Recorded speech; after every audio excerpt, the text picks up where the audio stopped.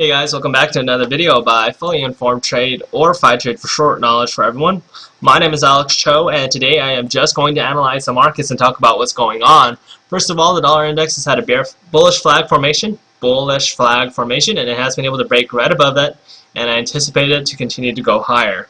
I anticipate stocks to basically find some support at that 12,750 area before it eventually finds some support at the 200-day moving average. The main reason why I feel stocks are pulling back right now is because of the lofty valuations relative to growth. Growth has been, I've seen a lot of earnings forecasts that are pretty high, but the stocks are a little high relative to the earnings forecasts. And according to the old metric scores, on average, I saw stocks trading at around a 3 metric score, and that basically means that stocks are a little bit expensive relative to their growth prospect. And again, stocks trade based on future growth expectations and future growth prospects 2 years into the future. And right now, 5-year forecasts remain at relatively modest rates. So unless if stocks are able to create some sort of upside surprise, which I doubt, stocks should pull back based upon just how expensive they are relative to whatever growth you're getting from them. I also want to mention the fact that stocks are not able to, a lot of companies won't be able to report upside surprises because what they have done is they've improved their margins, they've cut a lot of costs, but they haven't really committed a lot of money in the past 3 to 5 years towards investment, towards expanding their operations, towards creating new growth, to creating new products, to creating new ways to expand their business or to have any material impact going forward. And therefore, I am pessimistic on the S&P 500 on a broader basis, at least over the short term, and I anticipate stocks to pull back just because they're not able to grow as fast, or growth is not able to grow at a rate fast enough to keep up with the stock prices, and that is the issue. Stocks are not able to keep up with the valuations, and when that happens, we naturally experience some form of a correction. I also mentioned that at 13,200 I anticipated stocks to have somewhat of a give back, somewhat of a pullback, and I was not anticipating 14,000 by the end of 2012, at least not quite yet. Or at least not in this recent rally. And it could be a while before we do experience 14,000, but it might not happen in 2012. We might have to wait until the 2013-2014 area. Okay. Now, moving on, I want to mention the Euro-US dollar. Euro-US dollar has been able to pull back. It has given back a lot of its gains. And the whole idea here with the Euro-US dollar is I anticipate it to continue to go lower based upon the interest rate structure. A report from Credit Suisse states that unless if the bond rates are trading at 2% below the real consumer price index, or the CPI, chances are quantitative easing will not have enough of an effect to effectively cause the economy to grow while deficits are being paid off with cheaper euros. How that happens is, again, the 10-year bonds, have to trade at a 2% rate lower than the CPI.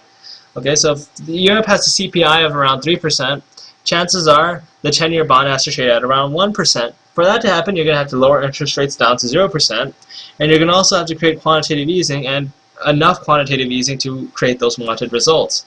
You're gonna have to displace the bond market at a relatively fast rate, and you're also gonna have to keep interest rates at a low rate for an extremely prolonged period of time.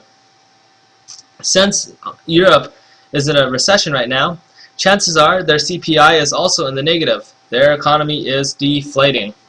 So right now, the first goal is to create a CPI that goes into the positive. So it wouldn't be surprising to see a lot of monetary policies to come in play. You would first have to start by creating a positive CPI, and then you would have to create bond yields that are lower than the CPI for the economy to inflate. Now, since the CPI is in the negative, you can't create a bond that has a yield that's negative to the CPI. Nobody invests into a bond expecting a negative interest rate. So what's first going to have to change is the CPI structure, consumer price index. The price of goods has to go up in Europe. How they're going to do it is, again, lower interest rates and more quantitative easing. Why? Because that's the whole model here. Now, Now, if they accomplish what I said, 2% below, if bond yields can trade 2% below the real inflation rate, chances are you're going to see the economy recover. Now, their deficits improve. Why? Because what's going to happen is that their tax revenue base will continue to improve by 2%, and the amount of yield they have to pay out will drop down to 1%, hopefully. And that seems to be the most realistic method they could come up through monetary policy. And to think of it another way, imagine you are a homeowner and you have a humongous deficit, okay? And let's say you have an interest rate only mortgage. Let's say your interest rate is going up at around 1%. Okay? Let's say you have an interest rate of 1% on your mortgage. Let's say your income is growing by 3%. Because your income is growing by 3%, at some point in the future, you will be able to pay off your mortgage and eventually reach a surplus of income at some point in the future. And that's basically what the European government is doing. They are improving their income, their tax revenue income base, by 2% while they depress their repayment or their bond repayment rate by 2% below their income growth rate. And that is how they are going to pay off their deficit through monetary easing. So what this means for you, the investor, is that your first goal would be to buy into European bonds, because European bond interest rates will continue to fall. If you can secure a bond interest rate of around 4 to 5% now, 2 to 5 years from now, chances are those same bond yields will probably drop down to 1 to 2%, which will mean that you're going to earn appreciation on your bond. Another thing I want to mention is that since the European government is aiming to lower their interest rates low enough to outcompete the Federal Reserve at a 0% interest rate, which is going to change in the year of 2014 up to around 0.5 to 1%, chances are you're going to see the European government lower interest rates down to 0%, and that is going to cause the euro-US dollar to trend lower, not higher, lower. Because the government with the lowest interest rate also gets to have the weaker currency pair. And that in turn should positively affect European exports, which could have an impact on economic growth and perhaps improve their CPI, or their Consumer Price Index. Now, let's go back a couple steps. Alright, now, based on what I said, since interest rates are going to drop down to 0% for the European Central Bank, and since the US government is going to increase their bonds, their interest rate to around 1 to 2%, that means that the US government should continue to inflate. The CPI will continue to go higher on the US government. That also means that since the CPI is continuing to improve, chances are stocks will continue to trend higher, but I anticipate the US Treasury bond market to fall. And I anticipate the US Treasury bond market to fall and interest rates to continue to go higher. So any pre-existing bond investor that has an interest rate of around 1 to 2%, I would head for the exits. And the main reason why I would is because, again, if you were to ever sell your bonds in the next 10 years, chances are you're going to have to sell at a loss.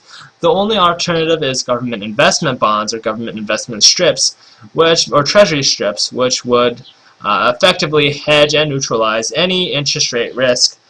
But at the same time, unless if you own government investment bonds, GIBs, you are exposed to interest rate risk. And since you're exposed to them, chances are your interest rates will continue to go higher and your yields will continue to diminish. And if you ever need to sell your bonds in the near future and you need to retire, well, tough luck to you. You're going to have to deal with some depreciation. So just talk to your financial advisor about government investment bonds, and you should do okay. Now, as far as European bonds are concerned, I am very, very optimistic on it. Nobody would recommend European bonds right now, but I am very optimistic on European bonds because I anticipate the interest rates to fall, but I anticipate the bond to appreciate. I anticipate U.S. Treasury bonds, on the other hand, to depreciate, and I anticipate the Treasury yields to go higher. So overall, I am pessimistic on the Euro-US dollar. I am pessimistic on the European Central Bank rate, so I anticipate European Central Bank rates to go lower. I anticipate the Federal Reserve rate to go higher. I anticipate U.S. interest rates on all forms of loans and obligations to go higher. I anticipate US CPI to continue to go higher regardless. I anticipate stock prices to fall in the short term, but continue a long-term uptrend. I anticipate I anticipate gold to fall, but I anticipate a rally in the gold-euro pair. The main reason why I anticipate a fall in the gold-US dollar pair is, again, main point here is that gold has lost its safe haven status because the economy is no longer in a recession. And also, as far as from a currency standpoint, gold is losing out because the dollar is continuing to appreciate to the euro, which is having a negative impact on gold.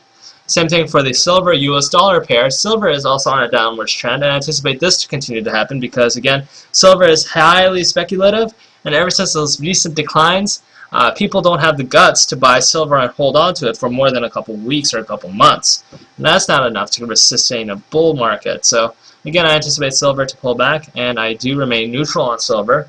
But, again, personally, I wouldn't buy silver. Silver, from a euro standpoint, it looks okay, just like gold, because gold, both the euro and the euro will actually depreciate against a basket of currencies, and I anticipate that same effect to happen, and that will have a positive effect on gold and silver prices. And therefore, you know, I anticipate now at this point that if you're investing from a European standpoint, gold and silver is okay. But from a U.S. standpoint, I would not buy gold or silver. So the bull market in gold and silver is pretty much over. I still like stocks. I would be more on the conservative side of stocks. I would look for companies that are growing earnings at a reasonable rate, that don't have ridiculous earnings forecasts, and basically companies that are just going to grow and do just fine in any economic environment. I anticipate crude oil and natural gas prices to continue to fall, and I don't anticipate that to change anytime soon, and the volatility index should continue to trade higher so as long as stocks continue to decline. Take care, folks.